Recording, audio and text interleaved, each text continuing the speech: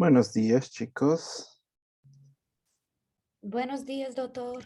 ¿Cómo están? Vamos a ver hoy día lo que se trata de la medicina basada en la evidencia. Por favor, prendan sus cámaras.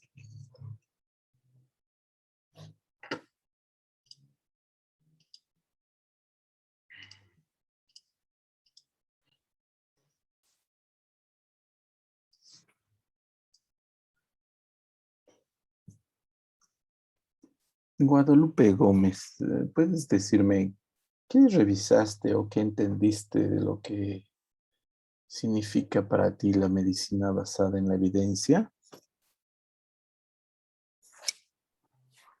Gracias, doctor.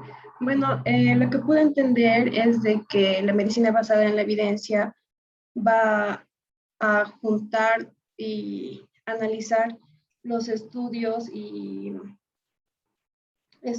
ensayos y todo lo relacionado en cuanto a algún tema para poder desarrollar y tratar mejor lo que se vaya a tratar.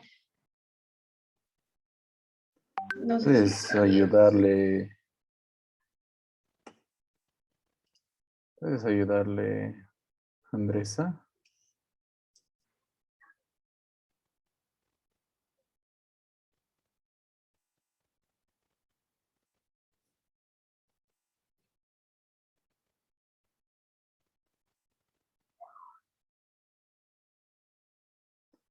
Andresa. Perdón, doctor, que había trabado aquí. Así, la medicina basada en las evidencias va a ser un método que van a tener, que vamos a hacer algo por las evidencias, por las análisis de los casos, esto, y vamos a ver com ensaios clínicos como os melhores métodos para utilizar. Buenos días, doctor. Buenos días. Un ejemplo, Anderson, ¿puedes dar de medicina basada en la evidencia? Un ejemplo, doctor. Sí, como una aplicación, un ejemplo de la vida diaria. Mm, de la vida diaria. Bueno, de médico, ¿no? Eh, lo que entendí del video ayer, doctor, es que ¿Cuál video? teníamos que, el video de ayer de la plataforma, Oh, de la clase. ¿Qué entendiste? eh, Dime. ¿Qué entendiste? yo entendí que tenemos que descartar otros posibles diagnósticos. ¿Sí, doctor? La medicina basada en la evidencia, jóvenes, es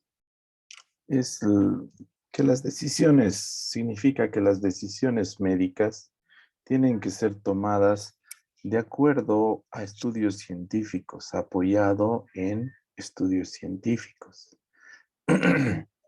Tanto los diagnósticos, los tratamientos, las cirugías y los procedimientos, para decidir cuál es el más conveniente, tenemos que apoyarlos en diferentes estudios. Por ejemplo, si muchas de las señoritas, mujeres, tienen infecciones urinarias, para esto les dan ciprofloxacina, amoxicilina ácido clavulámico, cefixima, amikacina, cotrimoxazol, norfloxacina y nitrofurantoína. ¿Cuál es el tratamiento más adecuado? ¿Cuál está bien y cuál está mal? Por ejemplo, ¿ustedes conocen o han visto a alguien con tratamiento de infección urinaria? Alessandra, ¿qué le han dado? Creo que ciprofloxacina, doctor. Muy bien. ¿A Andresa? algún conocido que le han dado tratamiento para infección urinaria. No, doctor, pero esta era ciprofloxacina. En Guadalupe, ¿vos algún ejemplo? Igual sería la ciprofloxacina, doctor. Pero ustedes saben que existen muchos tratamientos como norfloxacina, cefixime. ¿Cuál es el mejor? Entonces, a eso nos ayuda la medicina basada en evidencia. Escoger e identificar cuál es el mejor. Pero ¿mediante qué escoge?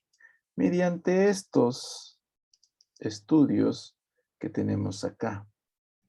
Si ustedes observan, hay unas recomendaciones nivel 1A a nivel 5. Si yo soy urólogo y soy un experto en urología y digo que el mejor tratamiento para la infección urinaria baja es la nitrofurantoína, mi opinión se toma como una opinión de un experto. El más bajo de los niveles. Es decir, ni siquiera un experto, con todo su conocimiento académico, no tiene ni siquiera un término medio. Tiene el más bajo de las recomendaciones.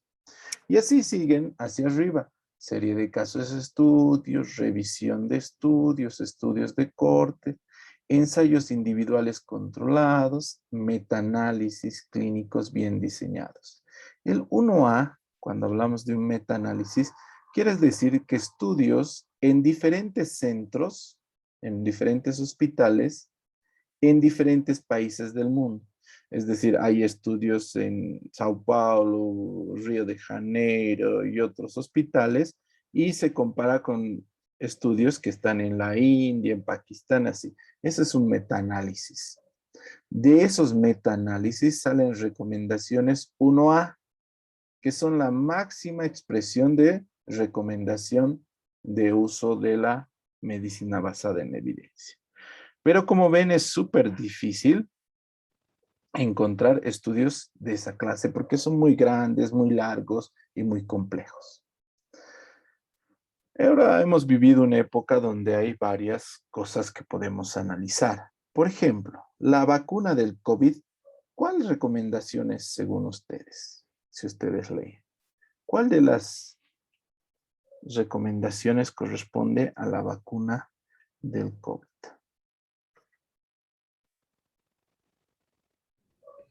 Sería un B, ensayos individuales. Entonces, para mí también es un tipo 1B. Ensayos individuales, controlados, aleatorizados y bien diseñados. Como ven, a pesar de que ha sido un esfuerzo mundial, han invertido mucho, pero mucho dinero en las vacunas, solamente es una recomendación 1B. No es ni siquiera 1A. Probablemente en 2 años, en 1 año, recién salga una recomendación 1A para las vacunas. Otra cosa de la medicina basada en la evidencia es el grado de recomendación de uso de los medicamentos según a su efecto secundario, negativo y a su efecto positivo. Grado de recomendación A la E, donde A existe una adecuada evidencia científica para recomendar una práctica. Grado B, cierta evidencia científica para recomendar una práctica. Grado C, insuficiente evidencia científica para recomendar o no. Y grado D, cierta evidencia científica para no recomendar una práctica. Grado E, adecuada evidencia científica para no recomendar una práctica. También lo vamos a entender con un ejemplo. Por ejemplo, en el tratamiento o la prevención del COVID se usa la ivermectina. ¿Cuál grado de recomendación crees que es?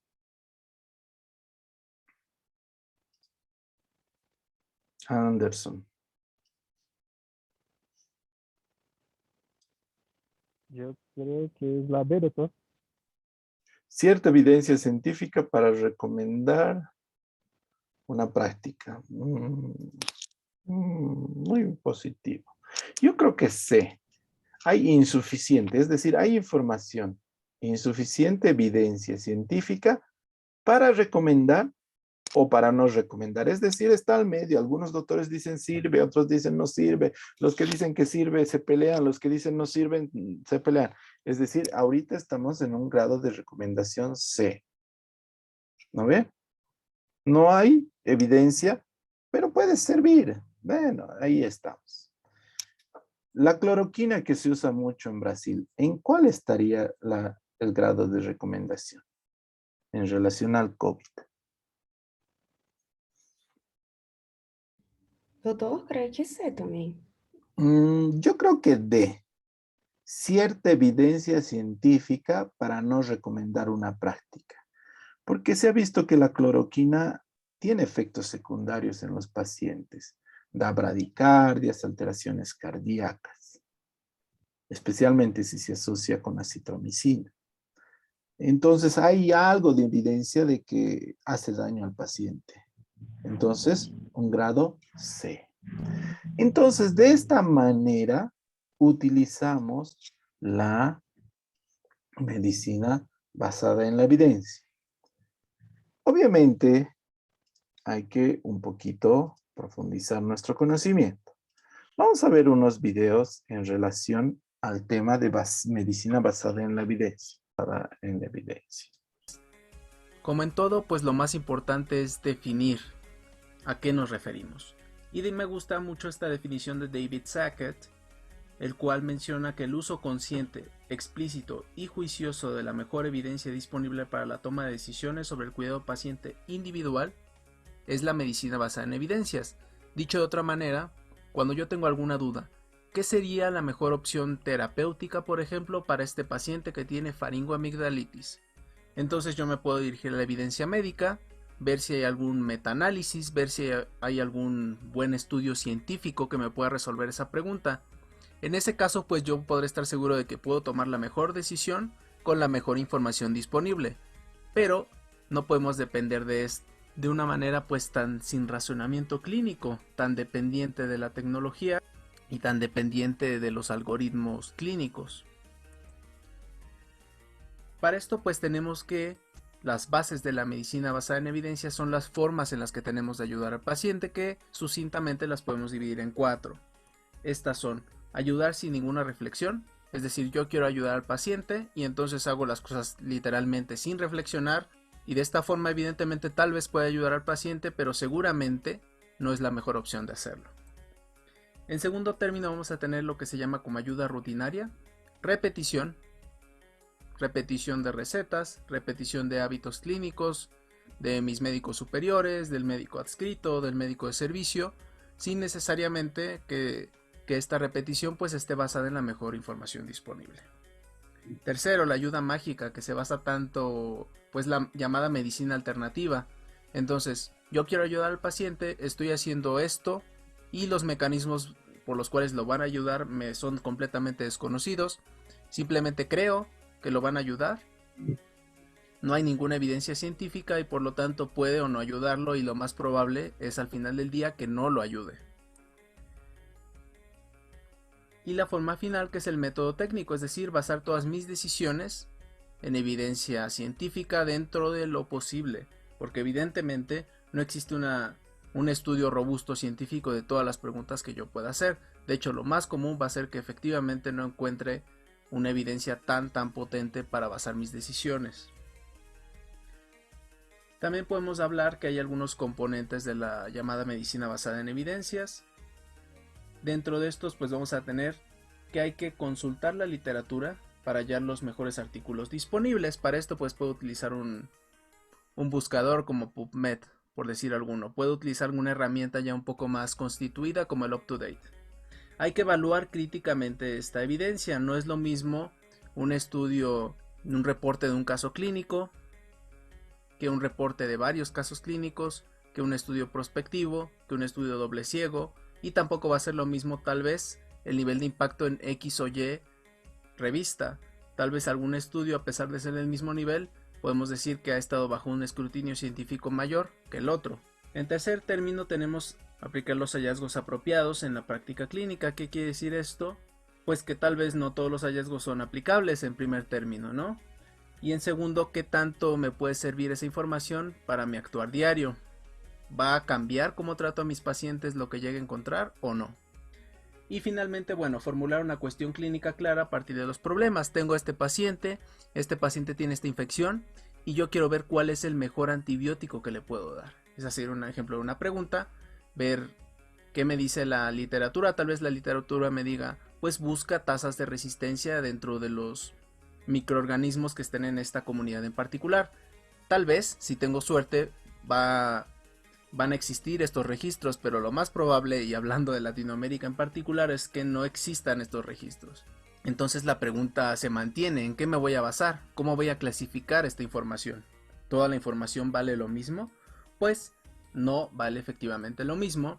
Va a haber información más robusta y con mayor peso científico, y dentro de lo posible nos tenemos que ceñir al mayor nivel de evidencia que podamos encontrar.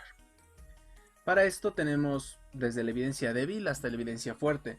Como les mencionaba, un reporte de caso clínico pues es un paciente en una situación en particular y nada más. Tal vez para las enfermedades raras no voy a encontrar mucho más que series de casos. ¿Por qué? Porque los pacientes son muy pocos, pero para padecimientos mucho más comunes seguramente va a haber estudios más robustos que pueden ser series de casos, casos y controles, cohortes, un ensayo clínico no controlado, es decir, que tal vez las características no fueron tan segmentadas, o no se le dio un seguimiento, o no se hizo un doble ciego por X o por Y. Hay cuestiones en las cuales no se puede hacer un doble ciego. Por ejemplo, si yo quiero saber si el ayuno sirve para hacer la diabetes entrar en remisión, ¿cómo le haría yo para hacer un doble ciego en los pacientes? Es decir, para que los pacientes no supieran si ayunaron o no. Es una cuestión pues que se dificulta mucho y que definitivamente los pacientes sabrían si comieron o no ese día.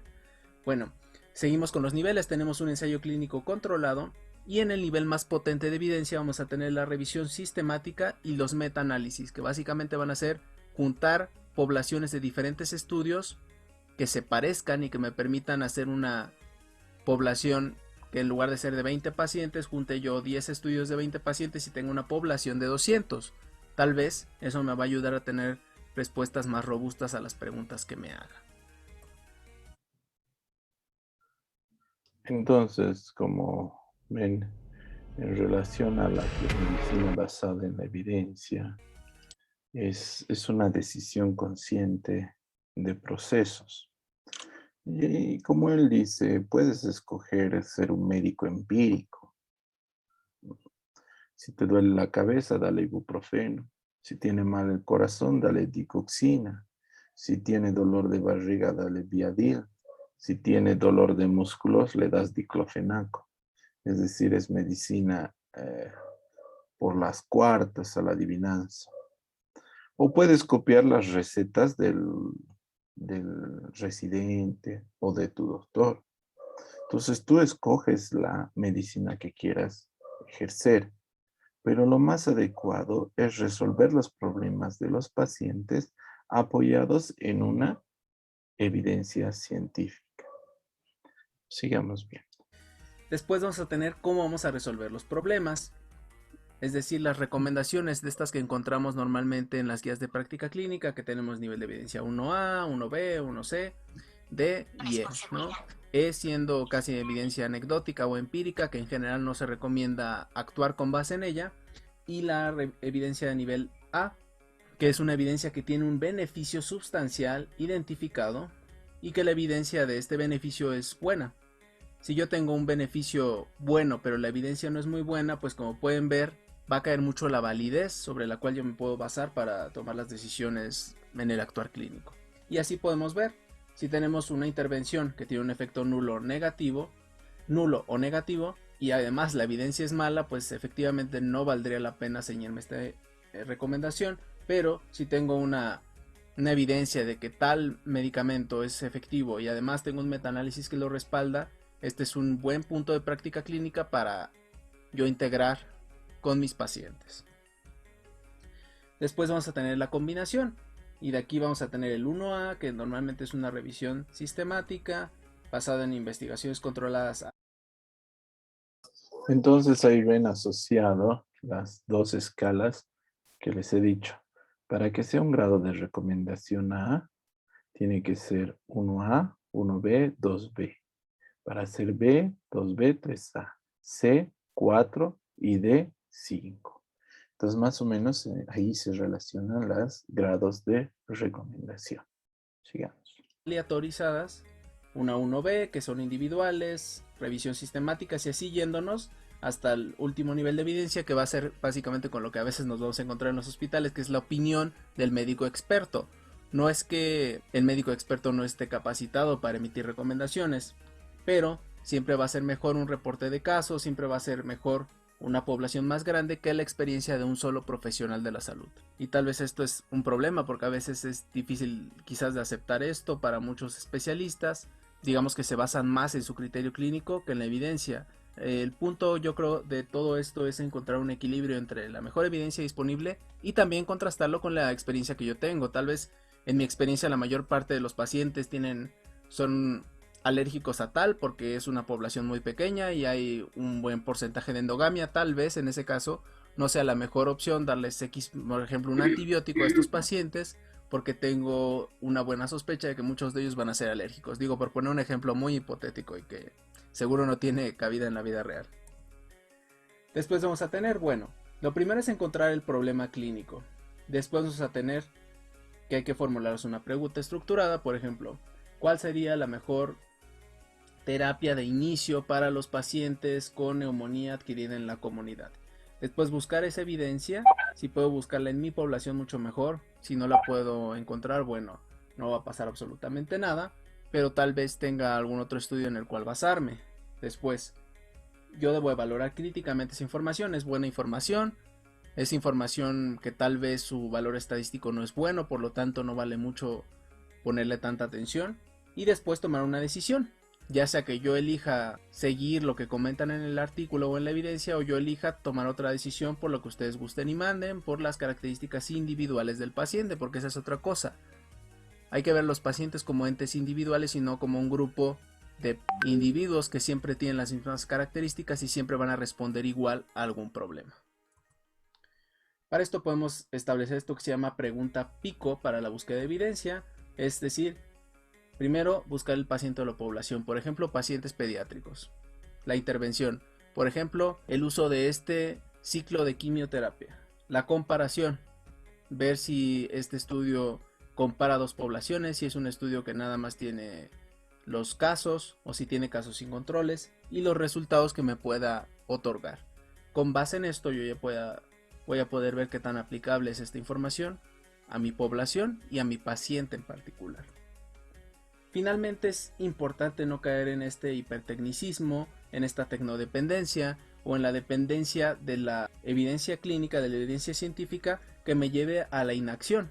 Es decir, a que yo no sepa qué hacer si no hay evidencia, porque ese es evidentemente un problema. Yo tengo que tomar una decisión sí o sí, porque el paciente a final de cuentas necesita tener el tratamiento. Entonces no debo de llegar a la inacción y a depender al 100% de las guías de práctica clínica.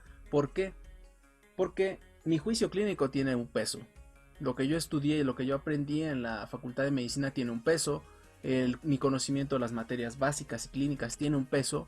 Y esto me debe de ayudar a contrastar la información y a ver cuál es la mejor opción. Finalmente hay que quedarnos con la idea de que no existe evidencia robusta para todas las preguntas. Y esto es un problema. Qué bueno fuera que ya estuvieran todas las cuestiones en la medicina resueltas, pero básicamente casi no tenemos nada resuelto al 100%. Porque pueden volver problemas del pasado, porque ya están la resistencia a los antibióticos, porque a lo mejor donde yo estoy no tengo el medicamento que en teoría sería la mejor opción, entonces ¿qué voy a hacer? Y precisamente por esto les mencionaba que hay que tener la justa medida y el justo equilibrio de la evidencia científica, de mi razonamiento clínico y de lo que hay. Y no caer tanto en la medicina basada en existencias, pero tampoco al 100% de la medicina basada en evidencias en el sentido de llegar a la inacción de no poder hacer las cosas si no tengo en qué basarme. En todo esto tienen que ver que tiene que existir un equilibrio. No hipertecnicismo, todo de acuerdo a la medicina basada en evidencia. Nos sirve la experiencia clínica de cada uno que va a desarrollar, pero como les digo, mientras más acciones ustedes la tomen con apoyo de la evidencia científica, mejores médicos habrá. Veamos otro video de una explicación un poquito más práctica de la medicina basada en la evidencia. Identificará los recursos electrónicos de información en salud, REIS, con los que contamos en el IMSS y que te ayudarán a tomar decisiones clínicas basadas en la evidencia científica, con una revisión metodológica sólida, de fácil y rápido acceso. ¿Te ha pasado que te encuentras solo en la guardia y tienes una duda en cuanto al tratamiento o diagnóstico de tu paciente y no sabes qué decisión tomar? ¿O que el médico residente de mayor jerarquía te haya preguntado y no supiste cómo responder? La medicina basada en evidencia, o MBE, te ofrece soluciones para estas situaciones. Pero, ¿qué es la MBE?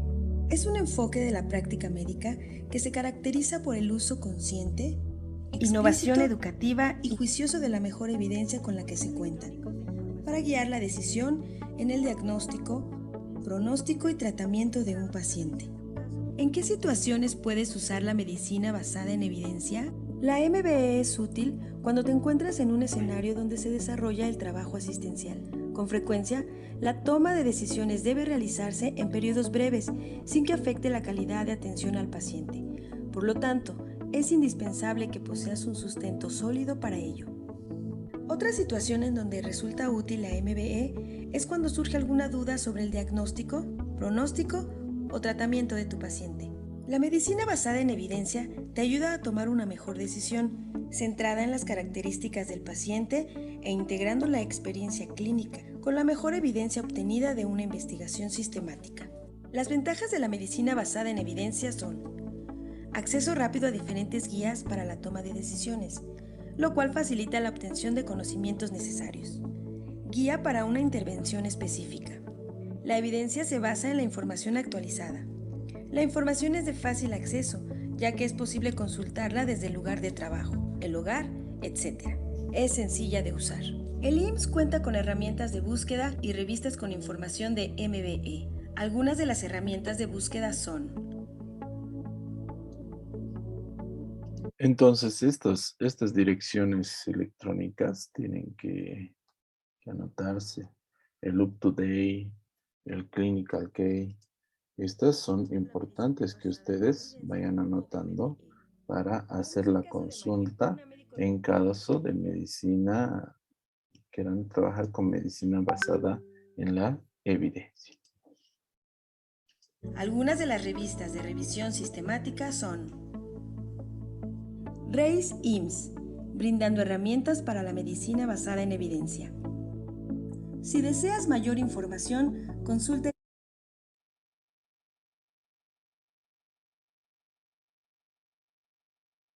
En la parte ya práctica de cómo se usa la medicina basada en la evidencia, veamos un ejemplo, cómo práctica se usa.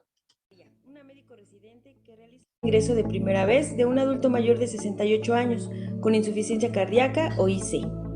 El paciente cuenta con los siguientes antecedentes: infarto al miocardio hace 8 meses, clase funcional 3/4 de la New York Heart Association, entre otros.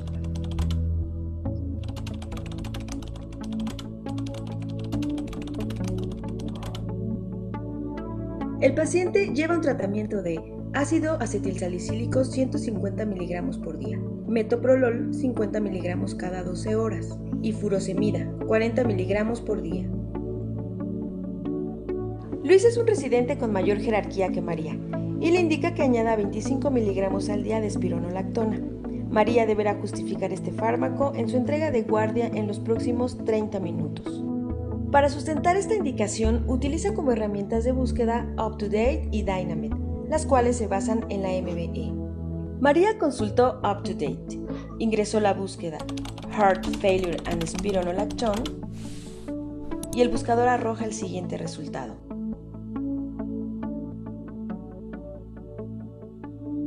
María encontró que en UpToDate se recomienda el uso de espironolactona en pacientes con IC clase funcional 3-4, según el estudio RAILS, ya que disminuye la mortalidad hasta un 30% a 2 años. Después, María ingresó a Dynamite y encontró que, de acuerdo a la American Geriatric Society, la espironolactona es un fármaco potencialmente inapropiado en pacientes mayores de 65 años, si la filtración glomerular es menor de 30 mililitros por minuto, por lo que deberá evitarse en esta situación. También encontró que Dynamed recomienda, según el American College of Cardiology y la American Heart Association, que la espironolactona es útil a menos que se encuentre contraindicada en casos con potasio mayor a 5 milequivalentes por litro o creatinina mayor que 2.5 miligramos por decilitro en hombres o 2.0 en mujeres. María quedó satisfecha con la utilidad de los RACE, ya que fundamentó la administración de espironolactona centrándose en las características de su paciente. RACE IMSS, brindando herramientas para la medicina basada. Entonces, esto es lo que es medicina basada en la evidencia. No tiene por qué retrasar tus diagnósticos ni tu tratamiento, pero mientras más decisiones tomes basándote en conocimientos de la medicina basada en la evidencia, mejores resultados tendrás. Es simple como el ejemplo que les puse. Si ustedes averiguan cuál es el mejor tratamiento empírico para la infección urinaria, les va a dar una respuesta y ustedes van a saber ya una patología bastante común cuál es el tratamiento más común y adecuado para la infección urinaria de forma empírica. Eso es la medicina basada en la evidencia. ¿Hay alguna duda, alguna pregunta, chicos? Doctor, Dime.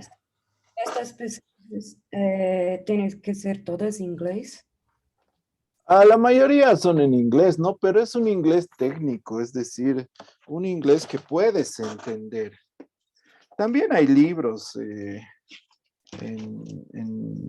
lo que es la medicina basada en la evidencia, que están en español.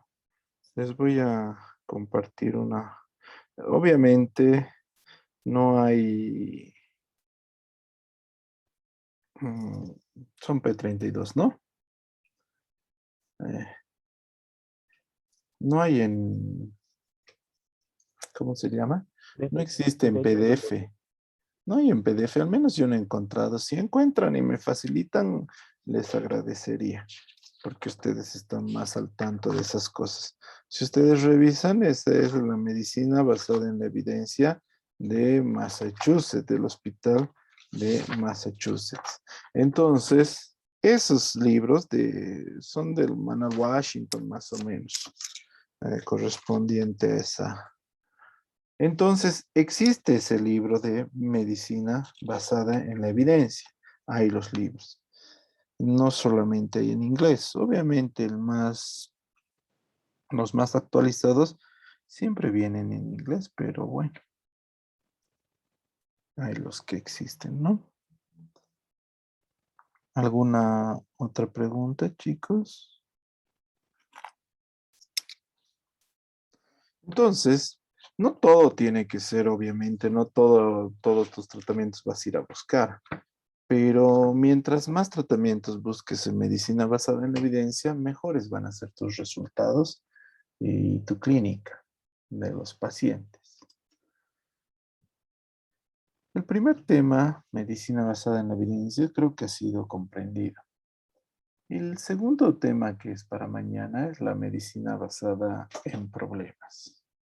La medicina basada en problemas es una forma de análisis, aprendizaje y llegada a los diagnósticos.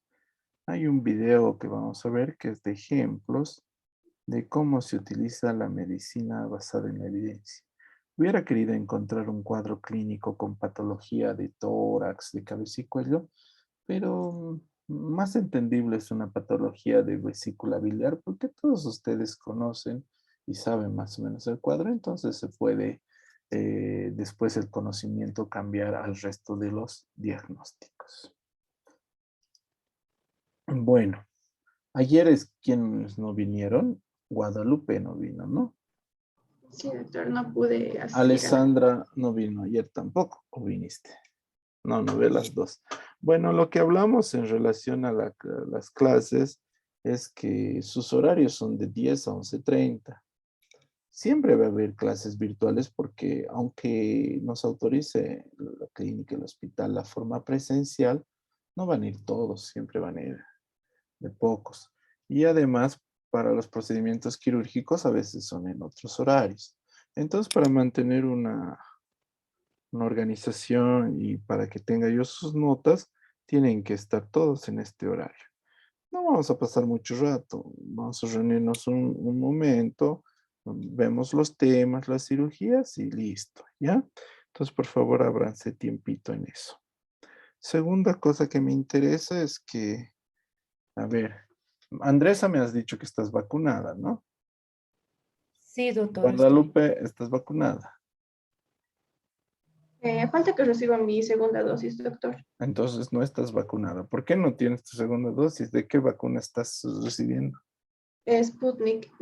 Tengo programada para el 10 de octubre. A ver si vas antes. Creo que se va a acabar para el 10 de octubre. Por si acaso. Y no creo Me que estaban traigan más. comentando, Sí, me estaban comentando lo mismo mis abuelitos. sí, no creo que traigan más. Así que anda. Hasta este viernes calculan que van a terminar. Entonces estás sin vacuna. Anderson, ¿ya te has ido a hacer vacunar o nada todavía?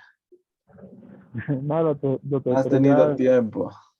no, doctor, pero ya estoy vacunado. Alessandra, ¿tienes vacuna? ¿Qué? ¿Las dos dosis? Bueno, Alessandra y Andresa pueden estar habilitadas. El resto tienen que cuidarse el doble, por favor, ¿ya? Eso es muy importante. Bueno, si no hay más preguntas, les dejo para que nos veamos mañana, que vamos a ver medicina basada en problemas y después vamos a empezar a ver la patología el día ah, miércoles, y viernes vamos a ver la patología tiroidea, desde anatomía, semiología, clínica, laboratorios y finalmente la cirugía. ¿Listo? Entonces vamos a tratar de que ustedes aprendan así de los temas. Y vamos a irnos organizando poco a poco. ¿Ya? Bueno, eso sería todo. No falten, por favor. Es una parte importante de su nota, las faltas. Y nos vemos el día de mañana a la misma hora. Chao, chicos. Les vaya muy Chao, bien. doctor. Hasta Gracias, luego. doctor. Hasta Hasta luego. luego. Hasta luego. Mañana.